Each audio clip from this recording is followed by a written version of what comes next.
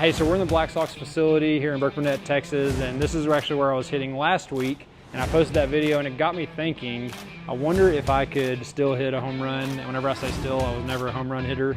I only had 3 in my entire career.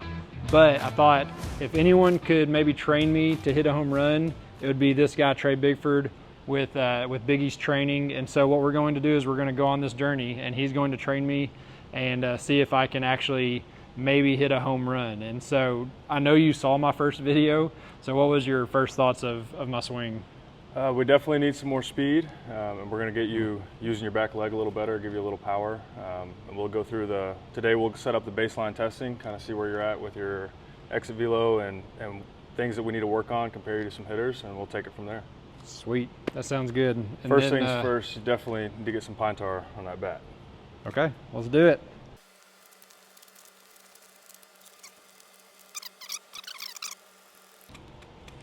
Like so? Golden. That is Sweet. Honestly one of the best pine tar jobs I've ever seen. There's one thing this thing's gonna teach me is probably how out of shape I am. I mean, it's pretty good. How's that feel? Feels great.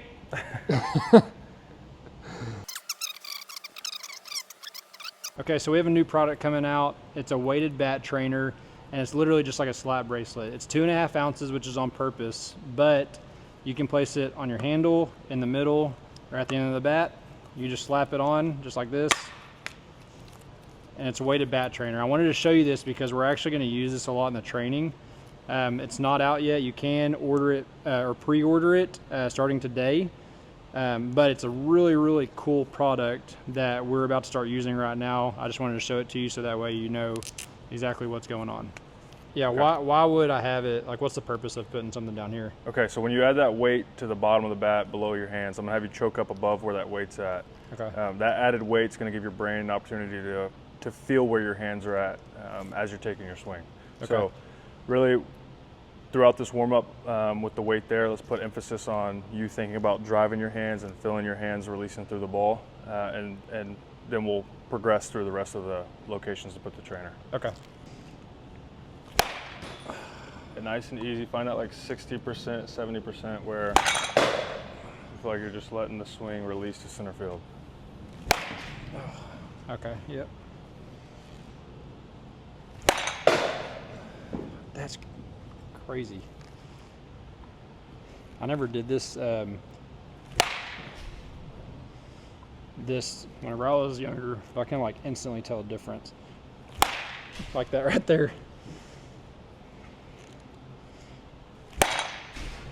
Okay, so let's move it to the middle of the barrel, okay. Middle of the bat where the label's at. Mm-hmm.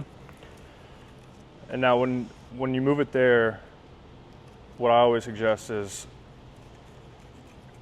that added weight's gonna allow you now to feel where that barrel or that bat's at in space. So okay. We're wanting to feel the weight stay as close as possible to the body as we're releasing through the ball. Okay. Now, what a lot of people call a cast, so like if you cast out in the backside, like that weight's gonna get a lot heavier because it's getting further from your body. Okay, which means like I'm coming out here. So okay. like the same move that you were working with your hands, now we're gonna continue that move, but let that weight come off towards the ball as opposed to getting long in the backside. Long and around, okay. Oh, okay, wow. So right away that weight's gonna make it's gonna over-exaggerate that miss. Yeah. And it's not a lot of weight, so it's not like you can't control it. Right, yeah. That's what I love about it. It's not, like you're not talking 10 ounces or anything. So it's easy to use, but you can definitely tell.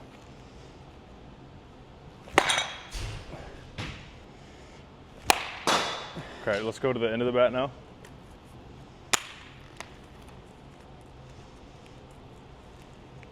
Now when we go to the end of the bat, you're going to be able to feel a difference between the swings where you're losing the barrel. And what I mean by losing the barrel, whenever you're going through your swing, if you or any hitter using that, this flaw of losing the barrel below the hands early is a thing we see a lot with young hitters. So we want to keep that barrel above your hands as long as we can until we go to release through the zone. So make sure that with that weight, you're going to feel a huge difference where if you lose that barrel early, which you don't have a huge issue with right now, but if you lose that barrel early, it's going to cause you to collapse and want to turn. So your miss with this is it's going to get sloppy fast with the weight at the end of your bat. Now, if you keep your barrel above your hands and you're driving through the ball, everything will feel smooth and that weight won't feel heavy to you. Okay. I can already tell a difference just by doing that. Oh, yeah. Nice. All right, we'll get one more here. Oh, here, one more. I always got to end on a good one as a ball player.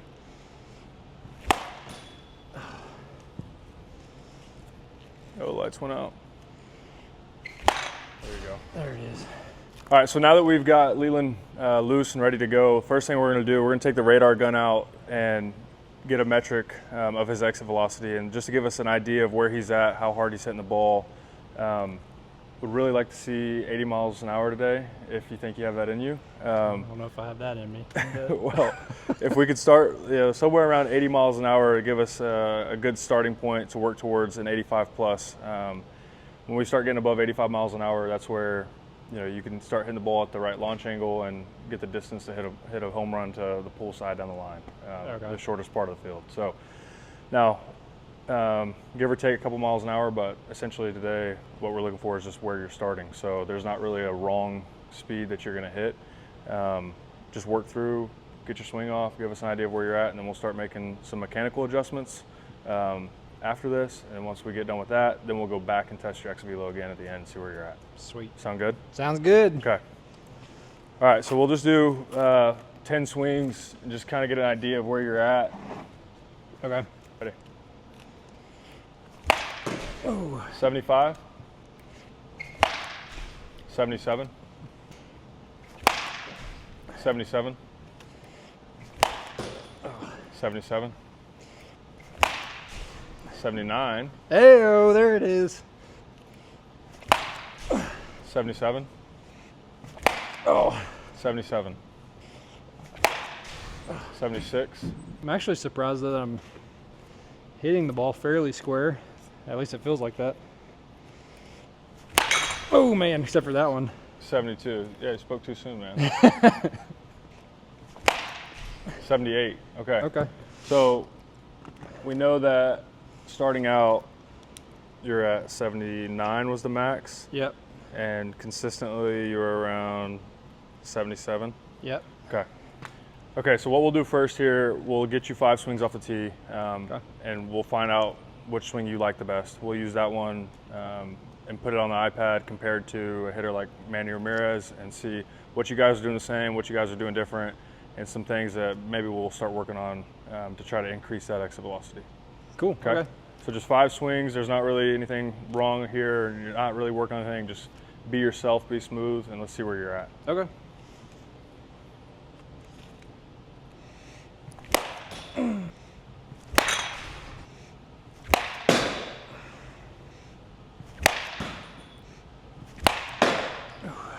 Okay. All right, so there's a little bit of golf going on here where there's the weight shift going to the front foot. Yeah. We're not getting a lot of drive out of the backside. One thing I see right away with what you're doing in your swing is you're coming up out of the ground. Like kind of popping up a little bit, that's what you mean? Like you're rotating up out of the ground instead of rotating down into the ground. So essentially, like if you watch your back leg here, like it's down, but then you're gonna pull everything up and you're gonna start working in that direction as you hit. Yeah. I need you to think everything's working at the angle of the front foot. Like everything is working down that way, and then we're releasing the barrel through the ball. You get to a good position here. Now we just need to maintain that rear leg position through your land, but you start to lose your position to land. So now there's a drift move forward, and all that weight's going to your front foot early. Think down to go forward instead of just taking everything forward. Okay, so putting you side by side with Manny, kind of in the same position here. Ball's left his bat, ball's left your bat. You can see the difference of what, like his back leg is still continuing and his whole body's working down at the angle of the front foot, as where yours is kind of coming up and out to that direction. So let's back this up and look at this here. So you'll see similar with the load, and then now when he goes to hit, everything's working down with his body. Now the swings, you know, we're not talking about the swing, we're talking about the body. But then we go back and look at yours here. As soon as you go to get that foot down, you start rotating, coming forward, and everything's working up. So in order to increase that ground force, we need to go down. What's the importance of ground force? So we're going to generate as much force as we possibly can, apply that into the ground, and then get that force back up through your body. Through the chain of movement, we're going to transfer all of that energy into the barrel. It's going to be our goal. Okay, so when we're talking about your contact point, whenever you go through your load and you get to this position, you're wanting to bring your whole body forward and come here. From there, it's like a spiral up and out of the ground here to hit. So in this position, like we're talking about establishing resistance in the barrel, being strong at contact. Here I could swing the bat harder and still get this knocked out of my hands, per se, more than if I swung a little slower. And it doesn't have to be slower, but I'm just saying it could be slower. And if I'm working this move in the backside down forward to get to here, now I'm strong at contact. I have a lot of resistance in that barrel to where I can continue to rotate and turn through that thing, working down the whole time. And then, you know, we get into the thing of we're just trying to hit a home run. Now, we don't want to necessarily cheat hitting a home run. We want it to be a good swing. So we talk about, you know, hitting a baseball in a game. If you're in that move where, like if you were one of my hitters coming in here, we're talking about hitting in a game. If that move is to get you here and then now you're coming up and out of the ground, that head is actually coming off the plane of the pitch and you're pulling up everything up and out. So now you're changing the way that pitch looks.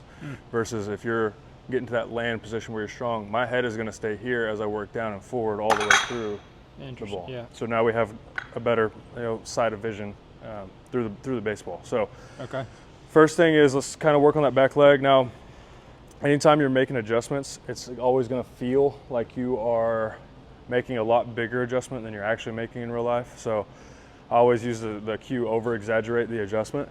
So as we're doing this, let's really focus on, I want you to think like taking all this energy and we're stuffing it down and forward here to get this move as opposed to dragging it forward this way.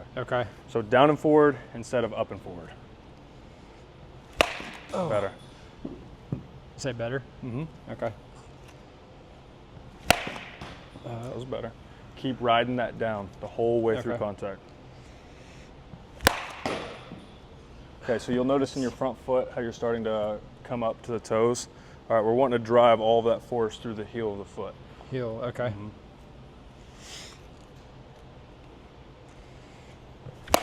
Oh man. Still land, you're landing correct. You still want to land the same way. It's just that when we go to swing, our axis of rotation for both of our feet, the front foot's going to be the heel, the back foot's going to be the ball of your foot. So think about like whenever you're in the hitting position, we go to hit. All right, now the heel's staying in the ground and the ball of my foot here, that's how I'm going to get everything to rotate. So you're still going to land in the ball of your foot here, and then the heel goes, I always say the heel's the trigger to get the swing going. Then now as you go, all that pressure we're going to apply through the heel and the front foot. I haven't made an adjustment on a swing in a long time. Oh, I did it again. Okay, I got it though. Nope, I felt. You're thinking about it early. Yeah. You don't need to think about anything in the heel until we're swinging. So you're wanting to land kind of like here and just continue to do exactly what you're doing, but during the swing, let the heel stay in the ground and rotate against it. And now that you say that, I can feel myself, like whenever I hit, I can feel myself on my toe, like whenever I'm actually hitting. So I need to be on my heel.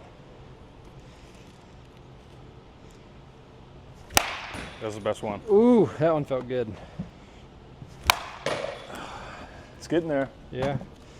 Man, it's so weird. Now that you've got that heel back in the ground where we can apply force to that front heel, I want you to get back to focusing with that right leg, okay? Because now we have the opportunity to apply force. Now we need to get back to thinking about applying the force. Okay. Is that better?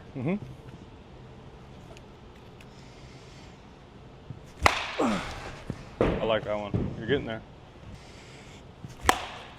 Man. Is that right for that to the go? The toes will release with the barrel. So like when you Okay. watch a lot of big league guys, everybody, especially with young hitters, they're like, well, why is that guy's foot flying open? The way I always explain it to everybody, and like my hitting coach, the way he explained it to me, your toes are going to release with your barrel. So whenever you get to that land position, we're going to hit, and then as that barrel's crossing the foot, the toes are going to release with the barrel. Okay.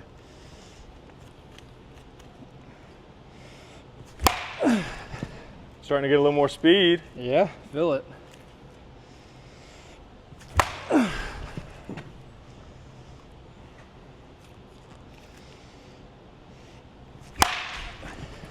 Okay, do you want to see where you're at now? Yeah. Because I think that's going to be a big difference. That's crazy. So we know that you were consistently 77, Yep. top 79. Yep. So let's see where you're at now.